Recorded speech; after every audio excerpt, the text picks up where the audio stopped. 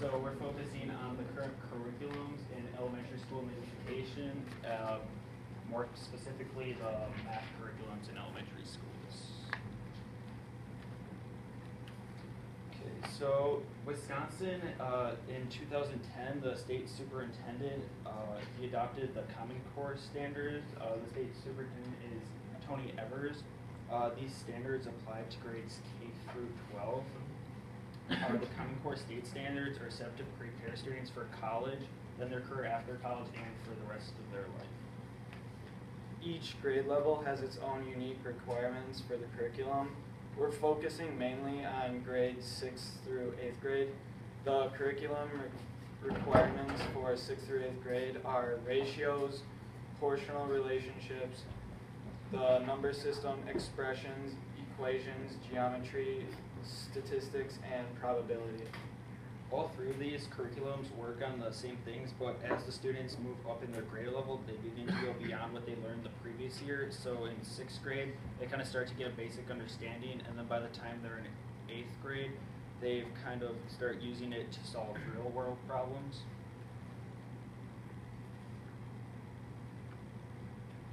So there's kind of a problem with the current curriculums just because a lot of kids aren't that interested in math. A lot of it is memorizing formulas and just trying to solve for missing numbers in a lot of equations. Nothing really too exciting for kids, and they kind of lose attention or lack of caring. Also, it doesn't include real-life problem solving that can connect with students. It doesn't have a good number base, and it doesn't teach mental math enough. Math should include writing so students can explain how they got the problem. Much of math is still taught the traditional way, and they have not updated it and kept it current with the changing times. Yep.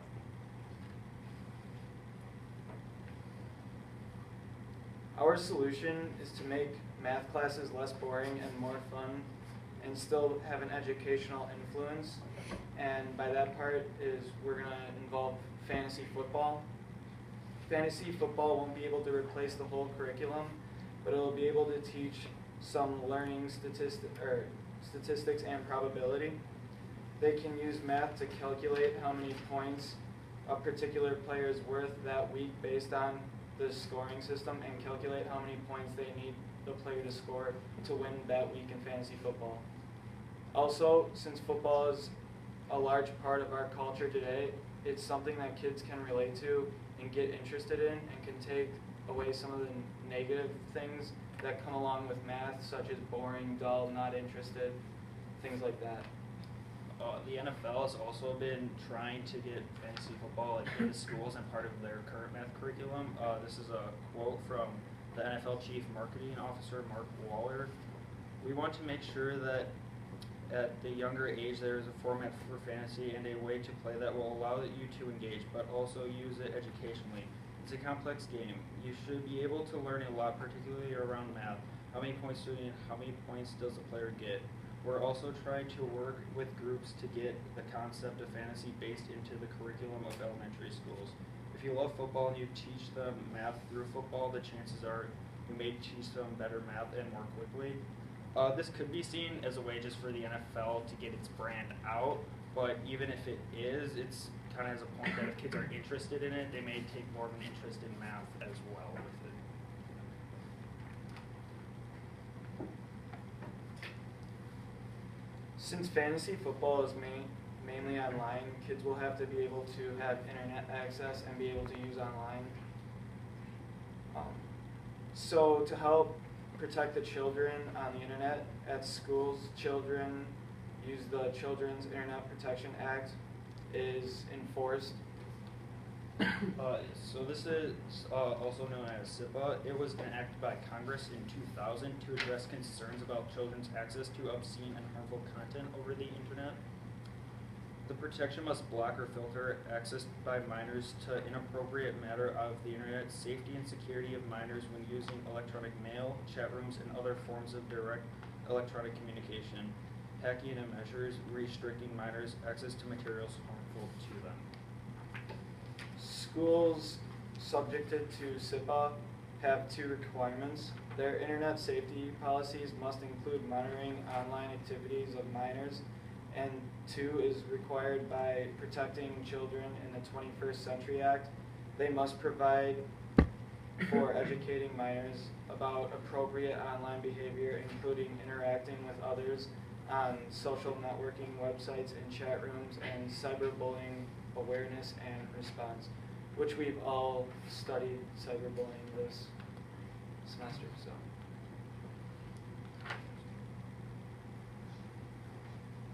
SIPO is enforced by the Federal Communications Commission, or the FCC.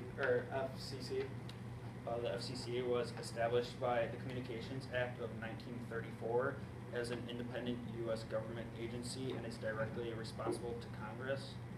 It regulates communication by radio, television, wire, satellite, and cable in all 50 states, the District of Columbia, and all U.S. territories.